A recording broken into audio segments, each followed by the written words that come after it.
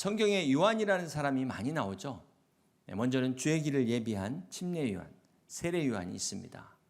자, 그리고 오늘 우리가 함께 나누는 예수님의 제자 중에 요한이 있습니다. 또 사도행전에 보면은 마가라 하는 요한이 있고 또 시몬 베드로의 아버지가 요한입니다.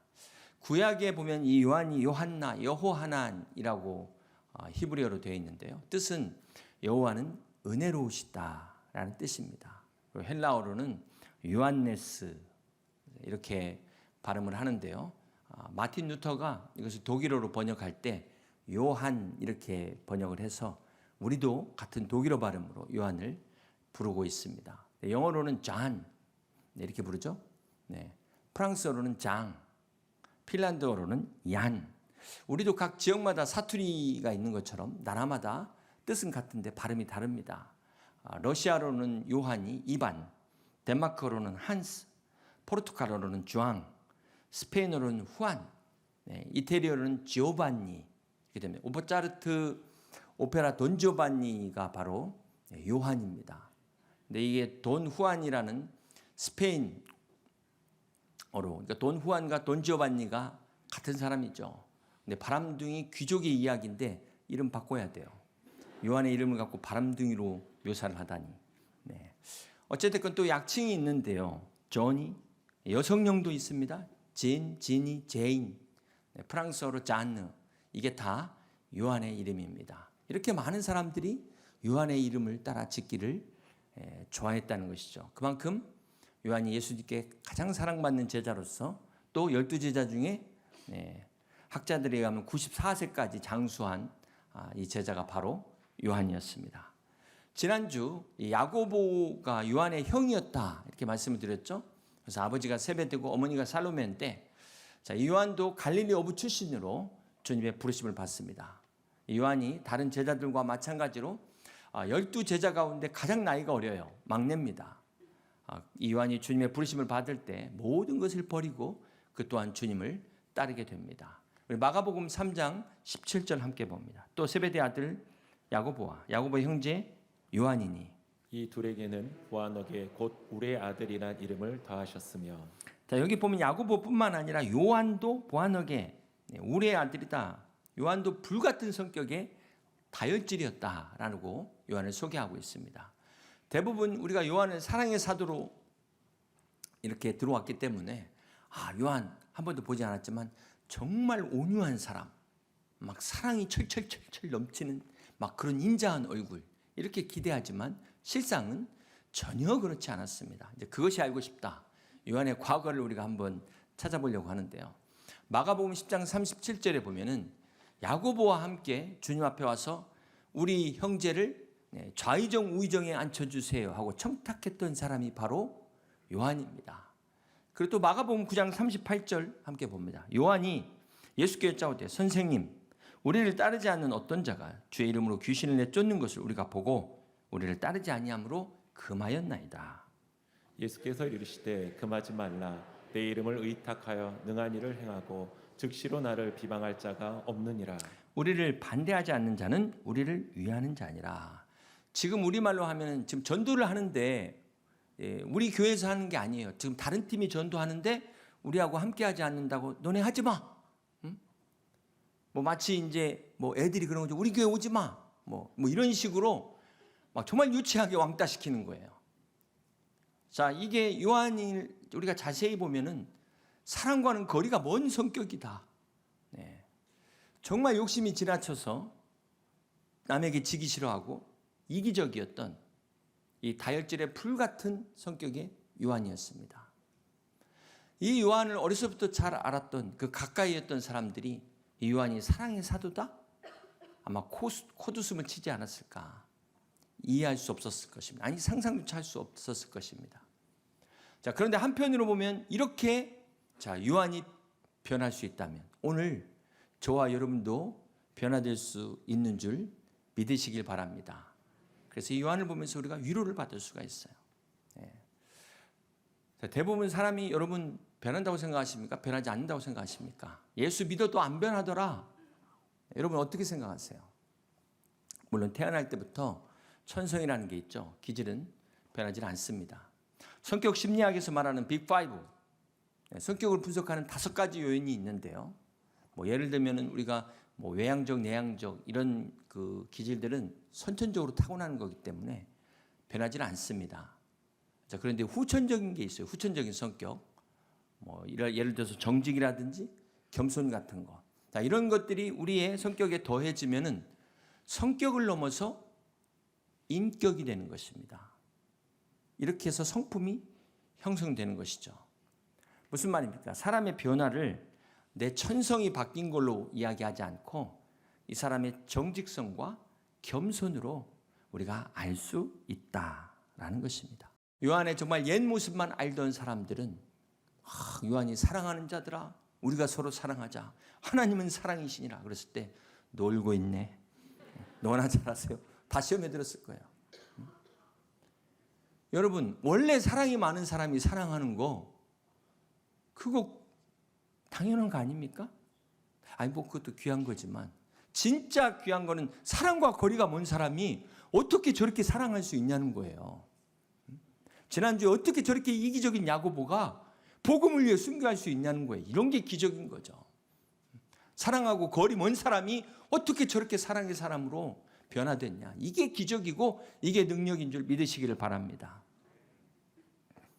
필립 야니시의 교회 나의 고민, 나의 사랑이란 책에 보면 교회가 정말 힘이 되는 이유는 나와 같이 연약한 자들이 함께하기 때문이다. 그랬어요. 연약한 자들이 서로 의지하기 때문에 서로 기도하고 서로 격려하기 때문에 교회가 힘이 된다는 것입니다. 오늘 우리 교회 양무리가 바로 이런 양무리가 될 수 있기를 주님의 이름으로 축복합니다. 우리가 서로 부족하지만 도와가면서 서로 인격을 쌓아가는 거예요. 서로 변화되어가는 그런 양무리 되시길 주님의 이름으로 축복합니다. 오늘 본문의 요한이 불같고 편협하고 이기적이었던 우레의 아들 다혈질의 사랑과는 거리가 먼 요한이 시간이 지나면서 변화가 됩니다. 불같은 성품이 정말 따뜻한 온화한 성품으로 그리고 배타적인 그 이기적인 성격이 막 함께 나누는 그런 성품으로 변화되는 거예요. 사랑이 넘치는 사랑의 사도 요한으로 변화된 것입니다. 오늘 우리도 그렇게 변화될 수 있기를 주님의 이름으로 축복합니다. 사랑하는 성도 여러분, 오늘 우리의 삶이 각박해지고 강팍해지는 이유가 뭘까요? 우리의 신앙이 무기력해지는 이유가 뭘까요? 그것은 바로 우리가 하나님의 사랑을 잃어버렸기 때문에 그렇습니다. 하나님의 사랑에 대한 감격이 다 식어버렸어요. 오늘 요한이 기록한 요한복음에 사랑이 몇 번 나올까요? 제가 어제 직접 셌는데 57번 나옵니다. 또 요한일서는 서신서죠. 5장이 짧은 편지인데 거기에 사랑이라는 단어는 53번이 나오고 있습니다. 우리 요한복음 14장 21절 보실까요? 나의 계명을 지키는 자라야 나를 사랑하는 자니 나를 사랑하는 자는 내 아버지께 사랑을 받을 것이요 나도 그를 사랑하여 그에게 나를 나타내리라. 이 계명을 지키는 자를 뭐라고 표현하고 있습니까? 사랑하는 자다. 자, 이것은 무슨 말입니까? 믿는다는 것은 곧 사랑한다는 뜻이에요. 그렇습니다. 사랑하는 성도 여러분, 신앙이 무엇입니까? 신앙은 나를 사랑하시는 하나님을 사랑하는 것. 이것이 믿음입니다. 요한에게 있어서 믿음은 바로 이 하나님의 사랑을 영접하는 거예요. 내가 받아들이는 것입니다. 그리고 그 하나님을 사랑하는 행동, 이것이 믿음입니다. 그래서 요한복음에는 이 믿음이라는 명사형은 2번 나오고요. 믿는다라는 이 동사형이 32번이 나오고 있습니다. 믿음은 명사가 아니에요. 추상적인 것이 아닙니다. 믿음은 동사입니다. 동사. 하나님의 사랑을 받아들이고 하나님을 사랑하는 동사, 행동이라는 것입니다. 사랑하는 성도 여러분, 이 요한이 하나님의 사랑을, 예수 그리스도의 사랑을 체험했어요. 그 사랑에 온전히 사로잡힌 바 된 것입니다. 이것이 바로 요한의 믿음이었습니다. 이 하나님의 사랑이 요한을 변화시켰어요. 우레의 아들을 자비의 아들, 긍휼의 아들로 변화시킨 것입니다. 정말 자기밖에 모르고 욕심 많고 배타적이던 요한을 정말 용서와 관용의 사람으로 바꿔놓은 거예요. 하나님의 심판과 공의만을 외쳤던 이 요한이 하나님의 사랑을 이야기하는 것입니다. 하나님의 은혜를 이야기하는 거예요. 프라하의 유명한 종교개혁자 제롬에 의하면 요한이 나이가 많이 들어서 기력이 쇠했을 때 그럼에도 불구하고 가끔 에베소 교회에 나와서 설교를 했다고 합니다. 근데 이제 건강상 설교를 길게 할 수 없으니까 짧게 설교했대요. 사랑하는 자들아, 우리가 서로 사랑하자. 끝. 그리고 그 다음에 또 모처럼 나와가지고 사랑하는 자들아, 우리가 서로 사랑합시다. 끝. 에베소 교인들이 너무 실망했어요. 아니 사도 요한이 설교하면 뭔가 막 성령 충만과 막 말씀이 나올 줄 알았더니 너무 식상해서 이렇게 물었다고 합니다. 요한 사도님, 왜 똑같은 말씀만 매번 그렇게 반복하십니까? 그랬더니 이것이 바로 예수님의 명령이기 때문에 그렇습니다. 이렇게 이야기했다고 합니다. 사랑하는 성도 여러분, 우리 예수님을 한 단어로 말한다면 뭐라고 말할 수 있을까요? 그렇습니다. 하나님의 사랑입니다. 예수님은 하나님의 공의, 하나님의 율법을 완성시키러 오셨어요. 그 율법에 딱 한 가지 부족한 용서, 그 용서를 완성시키기 위하여 오신 분이 바로 예수님이십니다. 하나님의 사랑으로 하나님의 율법을 완성시키셨어요. 사랑하는 성도 여러분, 오늘 요한이 예수님의 사랑으로 변화된 것처럼 저와 여러분도 변화되시기를 주님의 이름으로 축복합니다. 예수님께서 12제자 중에서 베드로, 야고보, 요한 이 세 사람을 가장 가까이 하셔서 3대 제자라고 이야기합니다. 이 세 사람의 공통점이 첫 번째 직업이 어부라는 것이고 두 번째 성격이 다 다혈질이다 말씀을 드렸어요. 근데 이 중에서 특별히 요한을 그 사랑하시는 제자다. 그래서 애제자라고 소개를 하고 있습니다. 요한이 요한복음을 기록할 때 자기 이름을 다 뺐습니다. 그래서 요한복음에는 한 번도 요한이라는 말이 없어요. 대신에 주님이 사랑하시는 제자라고 표현합니다. 그렇게 요한복음에 7번이 나옵니다. 자, 그렇다고 주님이 요한만 편애하셨을까요? 그렇지 않습니다. 주님은 모든 사람을 다 사랑하셨죠. 동일하게 사랑하셨지만 그럼에도 불구하고 요한을 사랑하셨다는 것. 자, 우리가 이 구체적인 증거를 한번 찾아보려고 하는데요. 요한복음 13장 23절을 같이 한번 봅니다. 예수의 제자 중 하나 곧 그가 사랑하시는 자 요한이 예수의 품에 의지하여 누웠는지라. 지금 제자들이 다 12명이 있는데 거기에 딱 혼자 가서 요한이 예수님 품에 이렇게 누웠어요. 네. 자, 이 정도면은 이게 아무나 그렇게 할 수 있는 게 아니라는 거죠. 물론 막내이기 때문에 그렇기도 했겠지만 주님이 얼마나 사랑하셨는가를 알 수가 있습니다. 자, 또 요한복음 13장 24절부터 25절 봅니다. 시몬 베드로가 머릿짓하여 말하되 말씀하신 자가 누구인지 말하라 하니 그가 예수의 가슴에 그대로 의지하여 말하되 주여 누구이니까. 지금 베드로가 수제자인데 수제자 정도면 자기가 물어볼 수 있거든요. 그런데 지금 요한을 향해서 눈짓으로 물어봐 지금 그러고 있는 거예요. 그 정도로 요한이 사랑을 받았다는 것입니다. 특별한 사랑을 받았다. 그런데 요한이 기록한 이 요한복음에 얼마든지 자기 이름을 기록할 수 있을 텐데 언제나 예수님이 사랑하시는 제자 이렇게 자신을 소개하고 있다는 것입니다. 어쩌면 이것은 요한이 자기 이름보다도 자기가 이렇게 소개되기를 더 원했다는 거예요. 나는 예수님의 사랑을 받은 사람이다. 사랑하는 성도 여러분, 우리가 이 자녀들이 부모의 사랑을 받은 자녀들과 그렇지 못한 자녀들이 이 자존감이 완전히 다릅니다.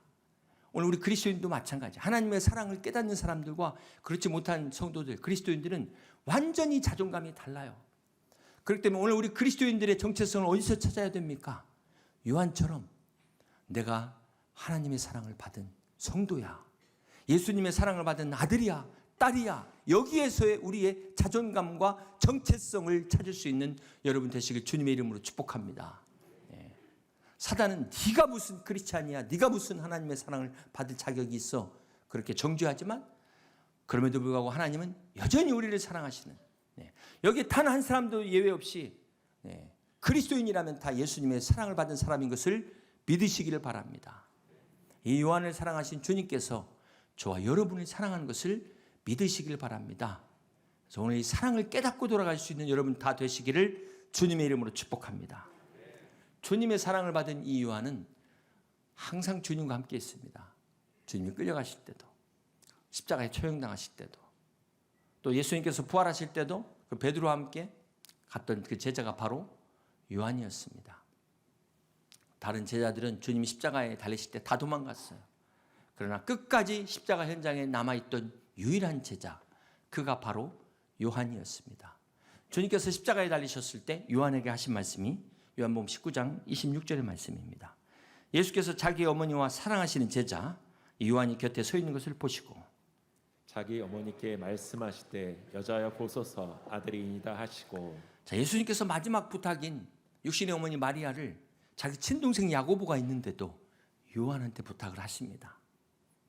이 요한은 마리아가 세상 떠날 때까지 자기 어머니처럼 모셨어요. 예수님의 십자가 현장에 끝까지 함께했던 요한이 주님께서 그 가상칠언 내가 목마르다 다 이루었다 테텔레스타이 이 마지막 말씀 유일하게 다 기록된 말씀이 요한복음입니다. 요한은 로마 군병들이 예수님의 옆구리에 창을 찔릴 때 물과 피가 쏟아진 그 현장을 보면서 예수님의 장례가 그 아리마대 사람 부자 요셉이 장례를 했는데 거기에 니고데모도 함께했다는 것을 밝히고 있는 것은 요한복음뿐이에요. 이렇게 요한은 마지막까지 함께하면서 그 현장을 예수님의 그 현장을 자세하게 기록을 하고 있습니다. 또 요한복음 21장 7절을 보시면 예수께서 사랑하시는 그 제자 요한이 베드로에게 이르되 주님이시라 하니 시몬 베드로가 벗고 있다가 주님이라 하는 말을 듣고 겉옷을 두른 후에 바다로 뛰어내리더라. 부활하신 주님을 만나고 베드로가 낙심해서 다른 제자들과 함께 디베라 바다로 돌아갔을 때 요한복음 21장이죠.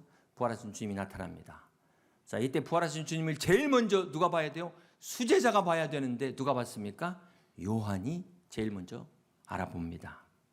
자, 이렇게 요한이 주님과 가까이 교제했어요. 이렇게 요한이 주님과 친밀한 교제 가운데 있었다는 것입니다. 사랑하는 성도 여러분, 요한이 제자들 중에 가장 오래 살았지만 가장 힘든 핍박을 받습니다. 유대 역사가 유세비우스에 가면 AD 60년이죠. 유대 로마의 전쟁 중에 요한이 에베소로 이주하게 되는데요. 디모데의 초청을 받아서 예수님의 모친 그 마리아를 모시고 에베소 교회로 이사를 갑니다. 그리고 그곳에서 복음을 전해요. 그런데 이때가 바로 기독교 역사상 가장 핍박이 심했던 때예요. 자, 제자들이 순교한 때, 이 모든 핍박을 다 견뎌내야 됐으니까 이게 결코 쉬운 일이 아니라는 거예요. 에베소에서 사역을 하던 요한도 도미티아누스 황제의 신전을 지나는데 그 앞에서 절하라는 거예요. 이것을 거부하다가 로마 군인들에게 체포됩니다. 그래서 다른 기독교인들과 같이 잡혀서 이 독배를 마시게 되는데 안 죽는 거예요. 죽으라고 끓는 물에 넣는데도 안 죽어요. 그래가지고 어떻게 됩니까? 반모섬에 이 요한을 유배를 시키게 됩니다. 그래서 요한이 반모섬에서 계시를 받아서 기록한 말씀이 바로 요한 계시록입니다. 이 계시록을 기록하기 위한 사명 때문에 순교할 수가 없었던 거예요. 사랑하는 성도 여러분, 요한이 어떻게 이 극심한 박해를 견딜 수 있었을까요? 그것이 바로 요한일서 5장 4절에 그 답이 있습니다. 무릇 하나님께로부터 난 자마다 세상을 이기느니라. 세상을 이기는 승리는 이것이니 우리의 믿음이라. 그렇습니다. 요한이 이 엄청난 박해를 이길 수 있었던 비결은 바로 믿음이었습니다. 나와 함께 하시는 주님, 그 믿음, 오늘 우리에게 승리를 주시는 그 주님을 믿음으로 승리한 것입니다. 사랑하는 성도 여러분, 우리가 사는 이 세상도 참 결코 쉽지 않습니다. 참 감당하기 힘든 일들이 계속해서 우리 앞에 찾아옵니다. 또 우리가 믿음 생활을 가는 것이 결코 녹록지 않아요. 그렇기 때문에 오늘 우리도 요한처럼 믿음으로 이겨내야 되는 것입니다. 세상을 이기신 주님이 나와 함께 한다는 이 믿음을 가져야만 우리가 이 세상을 이길 수 있는 것입니다.